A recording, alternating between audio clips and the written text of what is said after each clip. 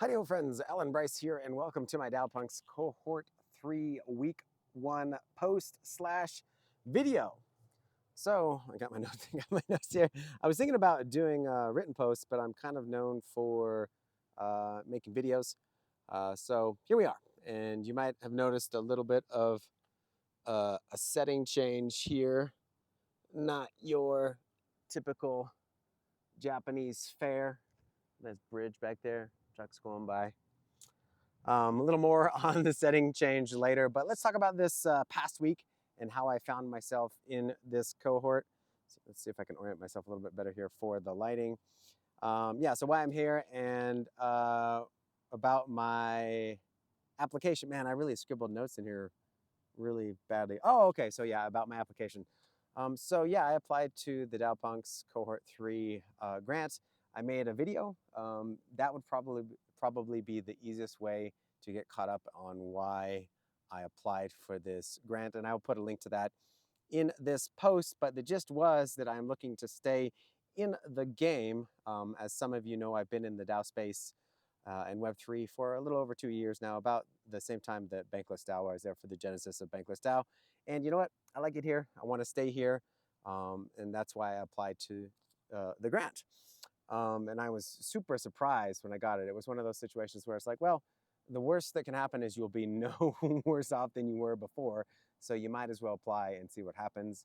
And lucky for me, I was one of the ones accepted. I was very close. Number 3 and number 4 were very close. But yeah, I was super happy, super stoked, super excited to be a recipient of this grant. So that kind of ties into us talking about this past week from Mount Fuji to Idaho, which is where I'm at now, and all the fun in between. So on, what day is today? Today's Sunday. On Monday, I caught a train, Shinkansen, a couple trains, and a bus to our base camp. Well, not our base camp, to the base of Mount Fuji, at least where we were starting out, which was Station 5. And then we hiked up a couple stations. Each station is about, I don't know, depending on how fast you're going to hike, 30 minutes to 45 minutes, maybe an hour between each stations. Up to the top is 10. There's things like 9.5, 7.5. Anyway, we arrived at 5. We hiked a couple stations. We stayed the night. Then the next day we continued. It took a long time, a little bit longer than expected. I was traveling with my dad. I would get up maybe to a station 30 minutes before him.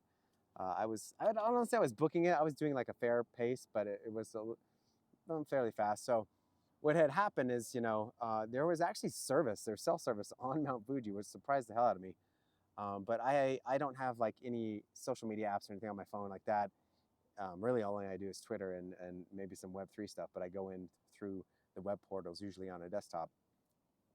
So I found myself with a bit of extra time waiting for my dad to show up. So I got a coffee. Yes, you can get coffee. And at one of the stations, there's actually a vending machine. Leave it to the Japanese to put a vending machine on the top of Mount Fuji. Oh man, there's somebody doing one of those. Oh man, that is rad. Oh my God. Look at them. Oh, they got little motors on oh, this is so cool. Look, that guy's doing tricks. Interrupting my cohort video to do sick ass tricks. The balls on this guy or gal. I don't know. So where was I? Oh yeah, so I found myself at one of the stations with a bit of extra time. So I was like, yeah, I'll open my phone and see what's up. I won't get caught up in Discord because I know if I go into some of the servers, I'm just going to get stuck in a thread spiral and never return. But there was actually a DM from one of the people that are helping to run the grant saying, hey, what address do you want to send this ETH to? I said, wait, what? So I went like, yeah, you want, whoa, holy shit. So I guess by the time I found out about that, we were maybe 2 or 3 stations away from the top of Mount Fuji. I was like, oh man, this is amazing. What better place to get the news? I was so surprised, so shocked. I kind of like did not know when the date that they were going to announce it was going to be anyway. So this was super cool. My thing's falling down here. So yeah, when I got to the top, I made a thank you video. And that was like just a really rad place to make a video at, the top of Mount Fuji. And I will also link to that in this blog post.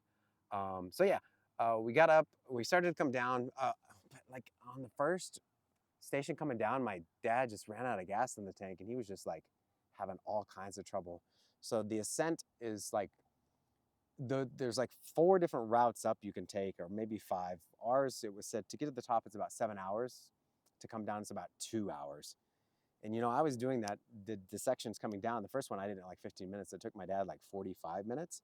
And I thought, that was the steepest part. There's a bunch of rock up there. I took a bunch of great video, but I'll have to figure out how to splice that together later.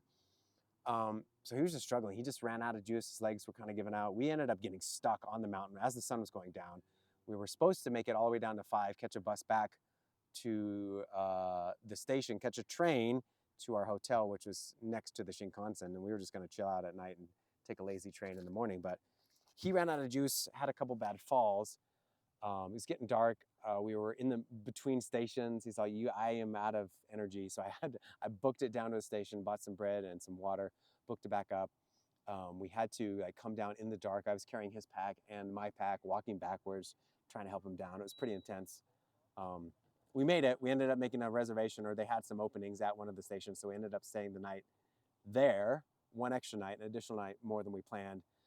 The next morning we headed out around 7:30, caught our bus, got home to Osaka around 2 in the afternoon.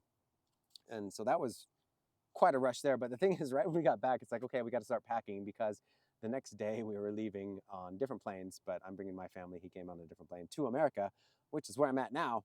So we're just like super tired, packed all of our stuff. The next day, kind of packed the last. I had to situate the house because we're going to be gone for like a month, 6 weeks, which actually kind of coincides with this cohort to the day almost. So we pack, we get on a plane. Our plane, to save some money, we went the opposite direction to Taipei. And then we had to come and fly back over Japan again, which was kind of insulting. So it took a lot of extra time. We had some extra layovers. I was like in airports and airplanes for like 36 hours. We landed in Seattle, and we only had an hour to get through security and then go through immigration and all that kind of stuff, and then get on our other plane. We were booking it. We're running. My youngest daughter's 3. She had a potty accident on the way. She's wearing a diaper, but she just, had too much juice or something. It was leaking out her pants. So I'm running down this airplane corridor, backpack, luggage, holding this girl, wet bottom, getting urine all over my arms. It was amazing. We finally get there and like, oh, we just made it. We just made it. It was so close.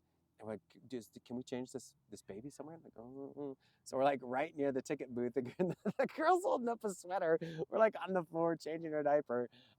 We get on our Alaska airline flight, but I was kind of worried about my luggage. And what happened is our luggage didn't make it. So we had to stay at a hotel. We had kind of booked one anyway when we arrived in Idaho, and then pick up our luggage the next day in the morning. But when we arrived at our hotel at night, there was like 5 patrol cars outside of our hotel. I'm like, this is phenomenal. Apparently somebody got in a fight in the parking lot. Like, this is all going down right as we walk in. So it's like to my kids, my 3 kids and my wife, welcome back to America. There's police everywhere because somebody assaulted somebody else in the parking lot of this airport hotel. So we get checked in. They give me my key. I go up. I'm trying the key in the door. It doesn't work. Some girl opens it up, eating a slice of pizza, holding a beer. She's like, can I help you? I was like, I don't think they wrote down the wrong number. And she's like, I think so. Closes the door, go back downstairs. The guy said the machine was broken, that their system was down for booking. But then I saw him when I kind of turned back. He just kind of crossed out and wrote the new number in, because I think he just wrote down the wrong number. So anyway, we get our luggage the next day. We come back, and we're staying with my folks, but they are in the middle of moving from like an apartment to a townhouse. So like just shit's everywhere. We're sleeping on air mattresses. I mean, it's fun for the kids, but like my internet situation is only at their old apartment, and they don't have it hooked up at their new apartment yet. So I have to like go over there, sit on an empty floor basically, or an empty apartment with a few things left over, do my little clickety clackety, which I'm gonna have to do tonight to post this video, then go back. And so it's like a back and forth. So I don't have constant internet access. It's been kind of nice in a way, but in other ways it's been kind of, a pain in the ass. So we're helping them move. Maybe we'll get internet sorted out this week. Even so, I'm using like a 7 or 8 year old laptop. It's basically a potato. So I'm trying not to edit video. That would just be like a pain in the ass. I think my levels on this microphone are pretty low too. We're gonna have to see how this turns out. So anyway, that was kind of last week. Where are we going with all this? So that brings me to what I'm going to be doing over the course of the next 6 or so weeks for this cohort. Well, simply put, I'm going to be exploring what it means to be a DAOpunk, at least for me. That was like a hard left turn, wasn't it? Go from hotels and cops and lost luggage and climbing mountains to DAOpunks. But as it states on the website, DAOpunks.io, hope I'm still recording, DAOpunk's mission is to enable humans to liberate themselves from the soul-sucking drudgery of the default world work and lead them to the rewarding expanse of freedom found in meaningful DAO work. So what I'm going to be doing within that is kind of expanding on, like I said, what it means for me to be a DAOpunk. Because in my opinion, it's so much more than just finding rewarding work through DAOs. That's a part of it, but this is like an idea, a big idea, and it's like an anchor or a compass for how I want to live my life and orient my days and spend my time, and how I'm gonna interact with other people, whether it be like people I work with online or my friends or my family. It's just, I'm really excited about the concept and just thinking about things differently. So what we're going to be doing in my subsequent posts is kind of exploring what DAOpunks means to me. Now, I'm not telling you this is what it is, this is what you should believe. It's just like a jumping off point. And it really is something that I can kind of grasp onto and just, like I said, a compass, point my ship, and we're gonna be deconstructing that and sharing. And hopefully, by doing that, you will get some value out of that. Like I said, maybe you completely disagree with me. That's okay. Maybe you agree with me. That's okay. This isn't a blueprint for you. This is just what I'm doing. Take from it what you will. Just bring your own opinions and your own ideas and use that to kind of change or not change how you think about DAO work, Web3, and just, life in general. So yeah, that's what we're really going to be doing. Sun's going down. I'm starting to ramble some more. What a view, man. I've had some great views in the last week. This is amazing. This is, oh God, I forgot the name of it. Snake River Canyon. I believe that's the Perrine Bridge. We're in Twin Falls, Idaho, back to the honky motherland where it all started. Actually, I grew up in a small town about 35 miles away, 600 people. This is the big city life here, about 50,000 people living it up. So I go from, what, 25 million people to 50,000? It's a big jump there. But yeah, there's going to be a lot to explore. I don't want to feel like I rug pulled anybody saying like, oh, I live in Japan, I do all this Japan stuff, which I do. It just happened that we got these tickets at the same time the cohort was. And like I said, I'm just going to apply and see what happens. I'm not going to, change any plans. This is just how it worked out. So we're going to deal with it. We're going to be in Idaho for the next 6 weeks for this cohort. We're going to see what happens. Like I said, we're going to talk about what being a DAOpunk means to me. We're also going to talk about some NFT stuff, some photography stuff, because I love taking pictures. I've minted a bunch of NFTs, photography NFTs, and just kind of exploring how I can integrate Web3 technology, protocols, ideas into my daily life. So this is almost 15 minutes, way longer than expected. I only have like 2 or 3 pages of notes. I don't know what happened. Anyways, I will see all of you, hopefully, maybe, in the next video next week. Talk to you later. Oh my God, he's doing it again. Look at that. That would make an excellent photo, right? I hope this camera's picking that up. That is gorgeous. It's gorgeous. Idaho, man. Idaho is where it's Idaho. Who would have thunk? All right, catch you later.